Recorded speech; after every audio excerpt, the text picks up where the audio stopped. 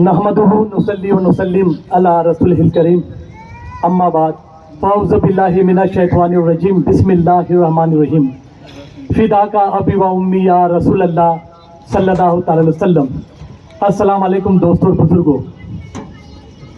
वक्फ bill उम्मीद 2025 के एहतजाज के लिए आज इस सुप्रीम कॉलोनी में जो मीटिंग रखी गई है, उस मीटिंग के सदर मौलाना खालिद साहब, डॉक्टर अलहाज अब्दुल करीम सालर साहब, फारूक भाई और इसका आयोजन करने वाले अजमल शाह साहब, अफजल भाई, वाहिद खान साहब और बैठे हुए तमाम यहाँ पर दोस्तों और बुजुर्गों और पर्दानशीं माँ बहनों, अस्सलाम वालेकुम।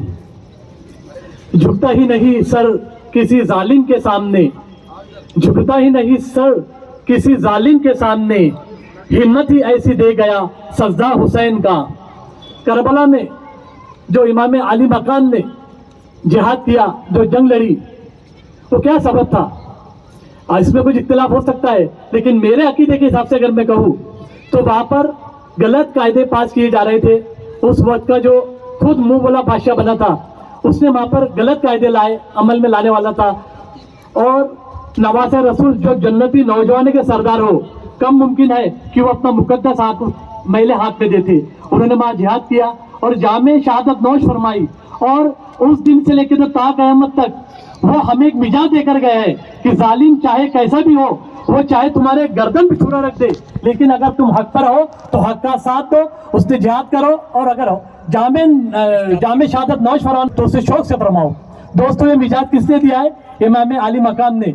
अगर वो चाहते और अल्लाह के बारगाह में अगर हाथ उठाते तो वही अल्लाह रब्बुल इज्जत था जिसने काबा ढाने के लिए जब अब्राहम वहां पर पहुंचा तो सरकार दो अलैहि वसल्लम के दादा ने जब दुआ की, तो जब अब्राहा काबा ढाने के लिए अपना हाथियों का लश्कर पहुंचा, हम कुरान शरीफ पढ़ते ना, सूरे अलम तरा कैफ़ फ़अल रब्बुका बिअस्हाबिल फील, उस सूरे में वो वाकया बयान किया गया है। अल्लाह रब्बुल इज्जत ने अबाबिलों का लश्कर भेजा हुआ, कंकर फेंकते थे, वो हाथी का लश्कर के पूरा तबाह बर्बाद हुआ।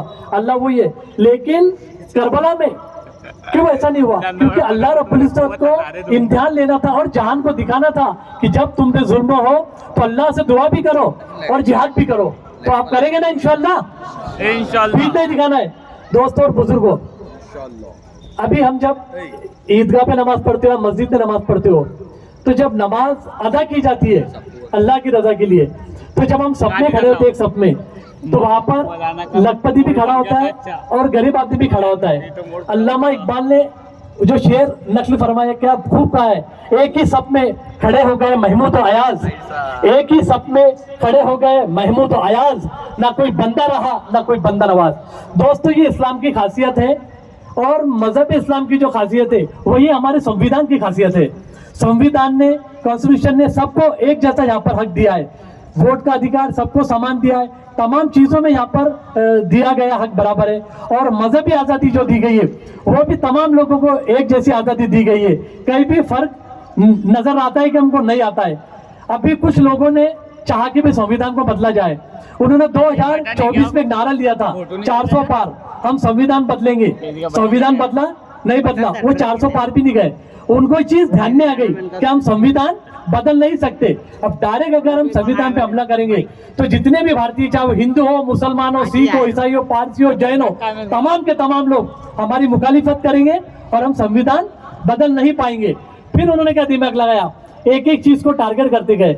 सबसे पहले टारगेट उन्होंने हमको किया, ट्रिपल तलाक वगैरह कितनी चीजें लाए, और अब वक्फ का कायदा लाए हुए। अब वक्फ का जो कायदा मेरे दोस्तों, ये बहुत अहम है और ये कायदा अंग्रेजों के टाइम से अमल में आया है।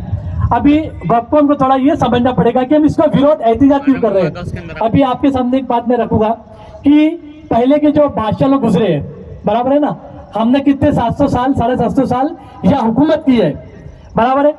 तब से लेके कितने ही यहाँ पर राजा महाराजा गुजरे, बादशाह गुजरे, जमींदार रहे, नवाब लोग रहे, और तमाम लोगों ने अपने अपने वक्त में मस्जिदों, ईदगाहों, खानका, कब्रिस्तान, यानी जितनी भी हमारी इबादत गाहें थी, तमाम को वो जगह वक्फ किया करते थे। वक्फ अल्लाह के नाम में किया जाता है कि भाई ये मेरी इतनी जगह मैंने अल्लाह के लिए वक्फ कर दिया, अल्लाह के नाम से वक्फ कर दिया है मेरे मुसलमान भाइयों के लिए। तो वो जो चीजें वक्फ की गई थी और उसकी आमदनी के लिए जो कुछ चीजें वक्फ की गई थी, ये तमाम वक्फ की प्रॉपर्टी थी। अब अगर कोई बादशाह है, वो तो खुद राजा, खुद बादशाह, खुद बॉस है, उस वक्त तो कोई लिखा पढ़ी होती थी क्या? कुछ स्टाम्प पेपर, कुछ कलेक्टर ऑफिस, कुछ नहीं था। सिर्फ देने वाला और लेने वाला, ये दो ही चीजें थी। ये तमाम चीजें वहां पर वो टाइम में वक्फ की कर दी थी। अभी तक वो शुरू थी। और अभी जो हमारा जो वक्फ कायदा था अभी के पहले का, उसमें यह था कि किस स्पॉट पे, जिस जगह पर रिलीजियस प्रैक्टिस हो गई है, यानी इबादत की गई है, चाहे मस्जिद हो, वहां नमाज पढ़ी गई हो, कब्रस्तान में तदफीन हुई होगी, मदरसे में बच्चों को या पढ़ाया गया होगा, यानी जितने भी रिलीजन वो थे, स्पॉट थे, जहां जहां पर इबादत हुई है, वो तमाम की तमाम चीजें वक्फ की प्रॉपर्टी मानी जाती थी, उसको मान्यता थी। अभी इन्होंने क्या किया है, वक्फ बाय यूजर को भी ये लोगों ने कब्जा कर दिया, यानी एक तरीके से हमारे हटा दिया जाए। अभी इतनी जो चीजें हैं, हमारी जो जूनी पुरानी जो हमारी इबादत गाह है, अभी इसके कागज दफ्तर है क्या हमारे पास? नहीं है, तो क्या हमारी नहीं होगी? अरे तो तारीख शायद है, तारीख गवाही कि हमारी जो है चीजें है, ये हमारी सब कुछ, ये तुम हमसे छीन लोगे, ये क्या ऐसा कुछ चलेगा? संविधान ने इसके खिलाफ भी दिया है। आर्टिकल जितने में भी करीम सर बताएंगे, हमें जो धार्मिक स्वतंत्र मिला है आर्टिकल 13, 14 और 25, 26 में, यही तो हमें मजहब आजादी दी गई है कि तमाम मजहब के मानने वालों को यहाँ पर आजादी दी है। उसी तरह मुसलमानों को भी दी है कि वो ये चीजें हमारे ताबे में रहे। ये लोग हटाने जा रहे हैं दोस्तों। जहां वाले जिनसे परेशान रहे हैं, जहां वाले जिनसे परेशान रहे हैं, वो मरहले हम पे बड़े आसान रहे हैं। ऐ जालिम हुकूमत कभी हमसे भी ले मशवरे, ऐ जालिम हुकूमत कभी हमसे भी ले मशवरे, हम भी कभी इस मुल्क के सुल्तान रहे हैं। हम सुल्तान है दोस्तों, हमारी कौम लेने वाली नहीं है, देने वाली हो। लाल किला किसका है? किसने बनाया? हमने। ताजमहल किसने बनाया? हमने।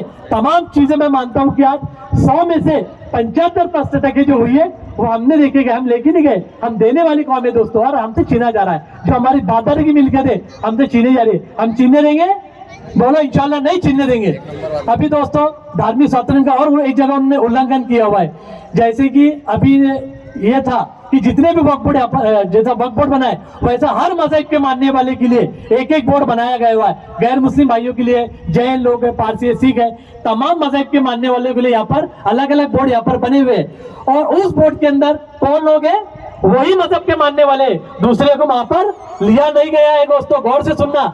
हर एक मजहब का अपना एक पर्सनल बोर्ड है, उनकी मिल्कियत है, वही लोग देखेंगे, वही समाज के लोग, क्योंकि उन्हें संविधान ने आजादी दी है। लेकिन अभी इन्होंने क्या किया है, जो वक्फ बोर्ड है मुसलमानों का, उसमें तो गैर मुस्लिम भाई डाल रहे। हमें गैर मुस्लिम भाइयों से एतराज नहीं है, लेकिन जो दूसरे जो बोर्ड है उसके अंदर भी आपने लिया कि नहीं लिया, ये तफरीका पैदा कर रहे हैं दोस्तों। तो हमें इसका एहतजाज करना है। इसी तरह पहले जो वक्फ ट्रिब्यूनल जो चला करता था, उसको कोर्ट का राइट था, यानी कोर्ट की अहमियत थी उसको, यानी कोर्ट की तरह था। उसमें 3 लोग बैठते थे, उसमें एक आलिम दीन की पोस्ट हुआ करती थी। आलिम दीन कौन? जो स्कॉलर होता है, जिसे दीन, शरीयत की, सुन्नियत की पूरी मालूमात होती है, वो वहां पर बैठकर सही तरीके से फैसला किया करता था। अब इस गवर्नमेंट ने वो आलिम की जो पोस्ट थी, मुस्लिम स्कॉलर की जो पोस्ट थी, उसको भी मना कर दिया है। अब उस जगह पे राज्य सरकार द्वारा ज्वाइंट सेक्रेटरी रैंक का अधिकारी वहां पर बैठाया जाएगा। अब मैं आपसे पूछता हूं दोस्तों, और आपसे जवाब तलब करता हूं, वो जो शख्स बैठेगा उसी के दीन की मालूमात होगी? होगी क्या इसको दीन की मालूमात? नहीं होगी। तो वो क्या हमें इंसाफ दे पाएगा? नहीं दे पाएगा। तो दोस्तों, और अभी इन्होंने जो बिल लाया है, ये बिल लाते वक्त इन्होंने क्या किया है, हमें एक मजबूत बिल दे रहा है। क्यों करीम सर? ये कहा था ना अमित शाह साहब ने, शेख साहब, हम मजबूत बिल ला रहे हैं। अब कैसा मजबूत बिल लाए? आप सुनिए, आप लोग ये कह रहे हैं कि वक्फ बोर्ड के कायदे में बहुत गफले घोटाले हो रहे थे, हम उसको बचाना चाहते, हम उसको करना चाहते, सही करना चाहते। और जो मुतवल्ली गलत काम करता था या और कोई भी, उसे पहले की कायदे में, पहले वक्फ कायदे में नॉन बेलेबल गुनाह माना जाता था, नॉन बेलेबल क्राइम। यानी अगर उसने गुनाह किया है तो उसे जेल में जाना पड़ता था, जमानत नहीं होती थी। सही था ना कहा था? अब इन्होंने क्या किया गवर्नमेंट ने, वो जो नॉन बेलेबल था उसको इन्होंने बेलेबल कर दिया है। यानी कि किस तरीके से मजबूत किया है, आप समझे क्या? यानी अभी जो चोरी करेगा वो आजाद हो जाएगा। यानी इनका मकसद है कि किसी भी तरह से वक्फ कायदे को कमजोर किया जाए। जो मुतवल्ली चोरी करता है वो और चोरी करे, बेटा हम तेरे पीछे खड़े। आपने कहावत सुनी है ना, चोर चोर मौसेरे भाई। वैसा ही दोस्तों है, अभी बहुत सी बातें आपके सामने रखनी थी, लेकिन मुझसे बड़े करीम सारे फारूक भाई है, ये आपके सामने दोस्तों बातें रखेंगे। लेकिन हम आपके सामने जो आ रहे हैं, इसलिए आ रहे हैं कि ये जो कायदा है, ये हमारी शिनाख्त है, हमारी जो पहचान है। अभी आपने क्या समझ लिया है कि दाढ़ी टोपी हमारी पहचान है? बस दाढ़ियां तो बहुत जन रखते हैं, टोपी तो पिनाने वाले, पहनने वाले बहुत है दोस्तों। लेकिन हमारी जो आबा अज़ाद की जो धरोहर है, जो हमारी पहचान है, हमारी मस्जिद, हमारी ईदगाह जो पुरानी है, वो चीजों पे हमला कर रहे हैं, हमारी शिनाख्त लोग मिटाना चाहते हैं। तो हम नहीं चाहते कि हमारी शिनाख्त मिटे, इसीलिए हम सबको मुत्तहिद होकर एक जगह आकर इस जो काला कायदा है, जो संविधान विरोधी कायदा है, हमें इससे लड़ना है। और हमें इससे लड़ना है, सब लड़ेंगे मिलकर इंशाल्लाह लड़ेंगे ना। बिखरे थे तो जमाने की ठोकर में आ गए, बिखरे थे तो जमाने की ठोकर में आ गए, मुत्तहिद हुए तो जमाने पे छा गए। तादाद तो थी 313 की, मगर तादाद तो थी 313 की, मगर जब हम नजर हुए तो हजारों पे छा गए। और दोस्तों एक बार आपके सामने रखना चाहूंगा, आप सब 1-2 मिनट लेके आओ, कि ये जो अभी एक बिल आया कायदा है, इससे डरना नहीं है, इससे मुकाबला करना है, क्योंकि हम संविधान पर है, हम हक पर है, तो हमें लड़ना है, हमारा मिजाज है। तो ऐसा ही एक बिल जब महामहिम स्वर्गीय इंदिरा गांधी जी पंतप्रधान थी, पुराने लोग हैं इनको पता होगा जो बुजुर्ग हजरात है यहाँ पर, इन्होंने एक बिल लाया था नसबंदी का। नसबंदी ने आपने सुना होगा ना कि नसबंदी का यहाँ पर कायदा आया था। तो सबसे पहले उसको किसने विरोध किया था? सबसे पहले उसे बरेली के ताजदार आला हज़रत इमाम मदरसा के जानशीन हुजूर मुफ्ती आजम हिंद ने उसका एहतजाज किया था। हुजूर मुफ्ती आजम हिंद ने सबसे पहले फतवा दिया था कि नसबंदी ये हमारे दीन, हमारे मजहब के खिलाफ है, हमारे मजहब में नहीं बैठता, हम मुसलमान लोग इस नसबंदी नहीं कराएंगे।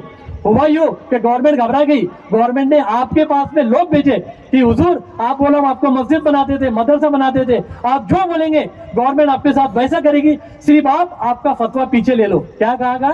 आपका फतवा पीछे ले लो, अगर आप नहीं लेते तो हमें सख्ती करना पड़ेगा, आपको जेल में डालना पड़ेगा। तो दोस्तों कुर्बान जाइए, हुजूर मुफ्ती आजम हिंद मेरे दादा पीर, और इस बात के गवाह मेरे पीरो मुर्शिद अशरफ फुकरा हुजूर मुफ्ती मुजीब अशरफ साहब मंदिर दामद बरकत हुए, उनकी रूह सुन रही होगी, आज हयात नहीं है। हुजूर मेरे पीरो मुर्शिद वहां पर सुलभ ची लेके खड़े हुए थे। हुजूर मुफ्ती आजम में बहुत अलील थे, आपकी तबीयत खराब थी, आपको खून की उल्टी हो रही थी, उस वक्त भी आपने वो फतवा पीछे नहीं लिया। उस वक्त जो डीआईजी था वहां पर आया और रिक्वेस्ट करने लगा कि हजरत मैं नहीं चाहता कि आप पे सख्ती करूं, आप फतवा पीछे ले लो, आपको जो चाहिए आपको गवर्नमेंट वो देगी। तो कुर्बान जाइए हुजूर मुफ्ती आजम इनके अकीदे के, उनके सोच के। उन्होंने कहा कि मैं उस नबी को उम्मती हूँ जिसने पेट पे पत्थर बांध के जिहाद करा, हक के लिए लड़ा, मैं उस नबी का मानने वाला हूँ, उस नबी का गुलाम हूँ। जब मेरे नबी ने कॉम्प्रोमाइज नहीं करा, मेरे हालत ने गोरे गौस ख्वाजा ने नहीं करा, तो मैं कैसे कॉम्प्रोमाइज कर सकता हूँ? उन्होंने उसको धुड़का दिया और आपने फतवा पीछे नहीं लिया, और आपने कहा कि मेरा फतवा तो पीछे नहीं होगा, अगर मैं हक पे हूँ, मेरा नबी, अगर मेरा कुरान हक है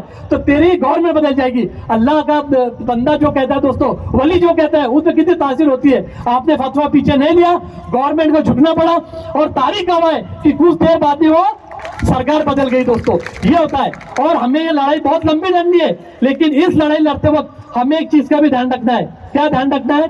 कि ये लड़ाई जो है संविधान की लड़ाई है, हमारे हुकूक की लड़ाई है, कि हिंदू मुस्लिम इसको होने देना नहीं है। अगर हिंदू मुस्लिम होना जैसा होता तो आज हमारे जितने भी गैर मुस्लिम खासदार भाई है, उन्होंने हमारा साथ दिया है, आप उनका भी साथ देखिए, उनका भी देखिए, उन्होंने हमको साथ दिया है। तो ये लड़ाई को हिंदू मुस्लिम होने देना नहीं है।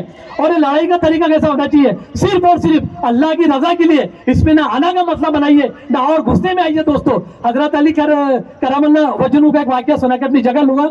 हजरत अली एक बार जंग कर रहे थे दोस्तों, बुजुर्गों, उलमा इकराम की यहाँ मैं तवज्जो चाहूंगा। हजरत अली एक बार जंग कर रहे हैं मैदान में। अब हजरत अली मैदान में और हाथ में शमशीर हो आपके, तो क्या मंजर होगा? हजरत अली लड़ रहे थे, लड़ते लड़ते वो जो दुश्मन इस्लाम था, आपने उस पर काबू पा लिया, उसकी तलवार टूटकर गिर गई नीचे, और हजरत अली ने उसको नीचे गिरा दिया, और आप उसके सीने पर बैठ गए, बस उसका गला कत्ल करेंगे। उतनी देर में उस शख्स ने हजरत अली के चेहरे मुबारक पर थूक दिया, और जैसे हजरत अली के चेहरे में थूकना था, आपने तलवार को पीछे लिया, आप उठकर चलने लगे पीठ टिकाकर।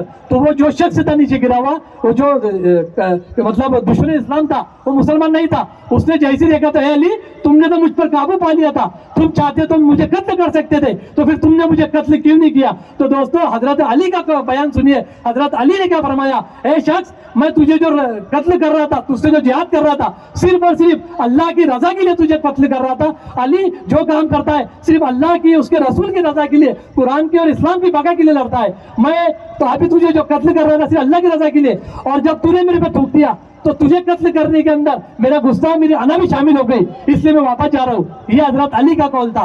तो जैसी वो शख्स ने सुना, वो हजरत अली का हाथ पकड़ के माफी मांगे वो दाखिल इस्लाम हुआ। तो दोस्तों हमें ऐसे लड़ाई लड़ना है। मैं यही रुकता हूँ। वाकिर दावाना रब्बिल आलमीन।